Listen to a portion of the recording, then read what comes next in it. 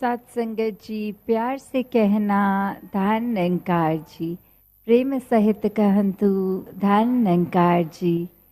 आज यहाँ सत्संग में सभी इतनी देर से जो भाव संतों के सुन रहे हैं, जो मिशन की सिखलाई, जो आइडियोलॉजी की सभी संसार में एक हैं।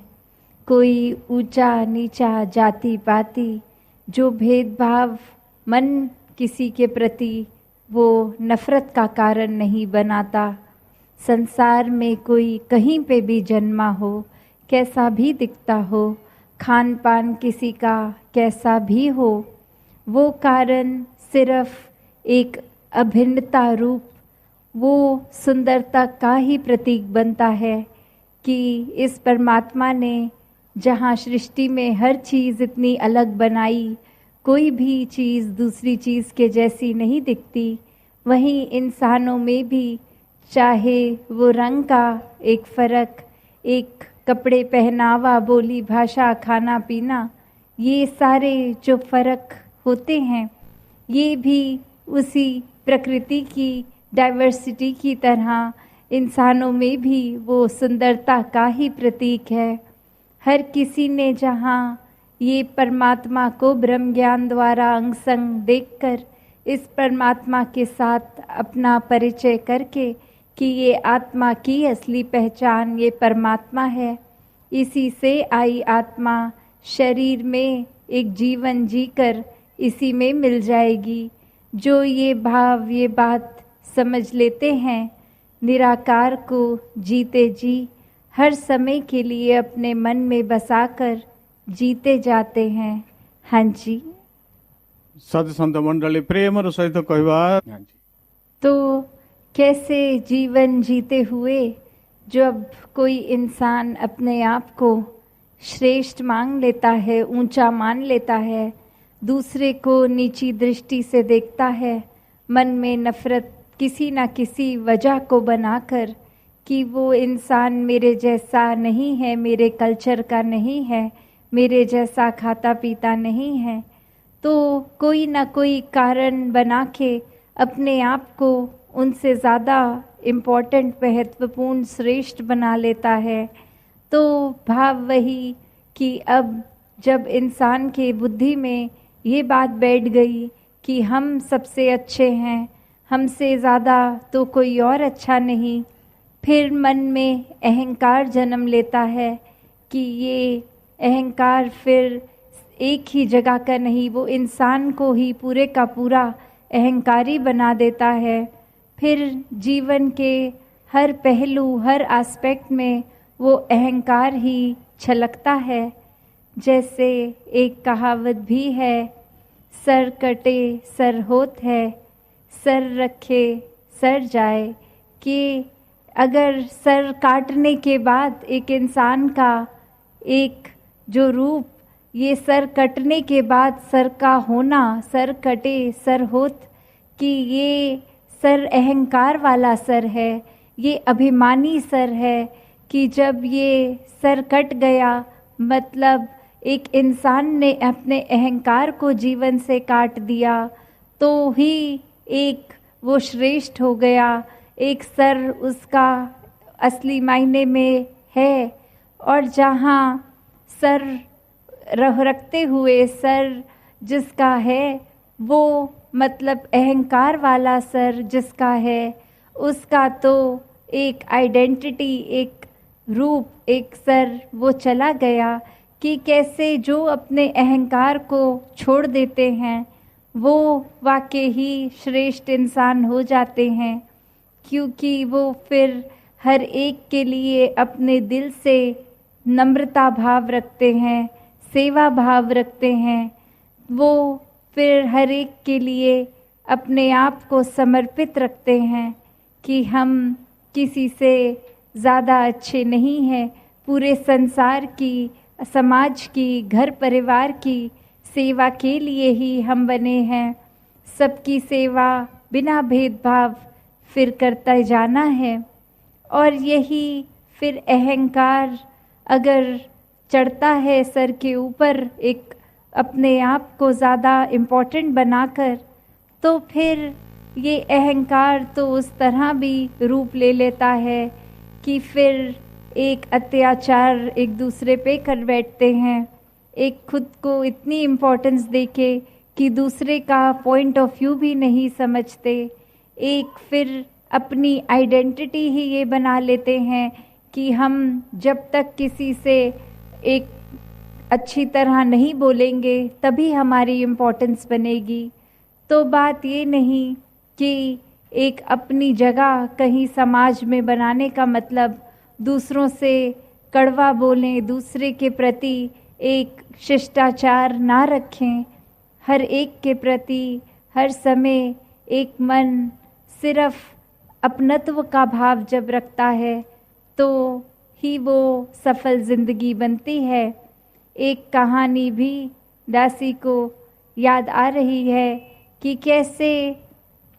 एक व्यक्ति एक पुराने ज़माने में राजा के पास जाकर कहता है कि आप तो इतने बड़े राजा हैं, पर आप हर एक से इतने अदब और सत्कार से मिलते हैं,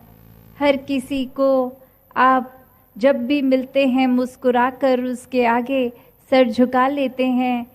तो इससे तो आपकी ये राजा होने का प्रतीक नहीं है। आप राजा हैं, अपनी गर्दन को अकड़ के रखिए, आप किसी की ओर देखें ना, आप सिर्फ ऊपर मुंह करके अपना चला कीजिए,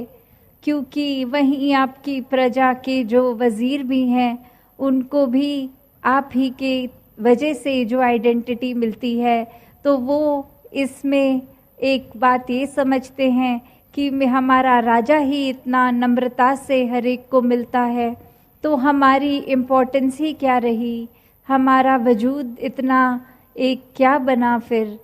तो वहीं राजा कहता है कि चलो हमारे गांव में अगली बार किसी की अगर मृत्यु होगी तो उसका सर बाज़ार में बेच के क्या कीमत लगती है मुझे बताना। और ऐसे ही वो इंसान जब करता है तो वापस उस कटे हुए सर के साथ ही आ जाता है, बोलता है किसी ने भी नहीं खरीदी, ये एक सर किसी ने नहीं खरीदा। तो राजा समझाता है कि आप जिस गर्दन को अकड़ने की बात कर रहे थे वो गर्दन की कीमत ही कुछ नहीं है, तो संतों के आगे हर एक के आगे ये गर्दन ये शक्ल झुका कर ही रखें, तो संतों की सामने झुकने से इसकी कीमत पड़ती है, अकड़ के चलने से नहीं। हाँ जी, के दर्शन करके इसको मन में बसा के हर पल जीते हैं तो ये भक्ति में आनंद आता है। फिर एक बात वो नहीं रह जाती कि हम कुछ दिखावे के लिए कर रहे हैं, एक कुछ सीख के कर रहे हैं, ये दिल से खुद ब खुद भक्ति हो जाती है। जब दिल में परमात्मा बसता है, और परमात्मा तो एक प्यार का प्रतीक, और फिर ये दिल प्यार करता है, हर किसी से करता है, तो वही बात कि संसार में हर कोई अपनी मान्यता अनुसार, अपनी आस्था अनुसार एक चाहे नाम कुछ भी ले इस परमात्मा का, पर ये एक ही परमात्मा, ये एक ही सुप्रीम आइडेंटिटी जो हमेशा के लिए सच है, ये समय के साथ नहीं बदलती। तो कैसे इस सच्चाई को जानकर ही पता लगता है कि हर कुछ का यही निर्माता है, इसी ने बनाया है, और सारी सृष्टि खत्म होने के बाद इसी ने रहना है। तो जब इस सच्चाई के साथ जुड़ जाते हैं तो जीवन में एक हर समय ठहराव रहता है, स्थिरता रहती है, मन कभी भी एक परिस्थिति सिचुएशन के साथ एक बदलता नहीं है, एक मन हमेशा आनंद में ही रहता है। तो कैसे कभी कभी ये भी देखा है कि दुनिया में एक परमात्मा की बात जब होती है तो सब ये कहते हैं कि सबने अपने धर्म ग्रंथों में परिभाषा परमात्मा की जो पढ़ी तो वो यही हर जगह एक कॉमन परिभाषा कि यही एक सच है। और कैसे फिर भी ये सिर्फ नाम अलग अलग लेने की वजह से झगड़े कि ये नाम वाले इस धर्म के हो गए, ये नाम जो लेते हैं वो किसी और के। तो वही बात कि नाम कुछ भी हो, एक ही अस्तित्व, वही सच्चाई है। जैसे ये जगह, चाहे हम इसको समरझोला नाम से बुला लेंगे, चाहे पोचीलीमा बुला लेंगे, चाहे कुछ बोल लें, स्थान तो वही है, एरिया वही है। तो बात वही कि जगह यही, तो एक उसका ब्रॉडर नाम कुछ भी ले लें तो वो एक इंडिया के नक्शे में तो जगह वही बैठेगी। तो बात वही कि यहाँ हर किसी ने अपने जीवन में जब इस परमात्मा को सचमुच देखकर एक अपने जीवन में बसा लिया, तो फिर मन के भेदभाव खत्म हो जाते हैं। ये समझ आ जाता है कि यही असली सच्चाई है। दुनिया के एक कुछ भी घर बार, महल, झोपड़ी, जिस तरह का भी रहन सहन हो, वो फिर हमेशा के लिए नहीं वैसी रहने वाली। आज सुख है तो कल दुख आएगा, आज दुख है तो कल सुख आएगा। तो कैसे इस रूप में जीवन ने चलते जाना है, और कैसे भक्त फिर इस परमात्मा को ही जानकर ये पहचानते हैं कि असली डेस्टिनेशन तो ये परमात्मा ही है। जीते जी इसको जी लें, फिर चाहे सुख दुख कुछ भी हो, एक मन में इसका शुक्राना और जीवन आनंद में हो जाता है। तो हमेशा सत्संग में जहाँ सेवा, सुमिरन और सत्संग को भी महत्वता दी जाती है, कि जितना ज़्यादा संगतों के संग में रहेंगे, उनकी बातों पर गौर करके सत्संग आकर उन बातों पे चलेंगे, जीवन उतना ही निखार एक लेगा, एक सही दिशा में जीवन जिएंगे। एक सुमिरन का भाव भी मन का सिर्फ शब्द ना उच्चारण हो, सेवा भाव भी कुछ हासिल करने के लिए नहीं, मन में कोई इच्छा रख के नहीं, सिर्फ एक अपना कर्म रूप हर एक के लिए, संसार के हर इंसान के लिए करके हुए निष्काम निरीक्षित, कोई इच्छा नहीं, कोई दिमाग में कोई ताल उस तरह से सौदेबाजी नहीं, बस समर्पित होके अपने मन को ये सेवा भी होती जाए। दातार सभी पे कृपा करे। साथ संगत जी, धन निरंकार जी। हाँ जी।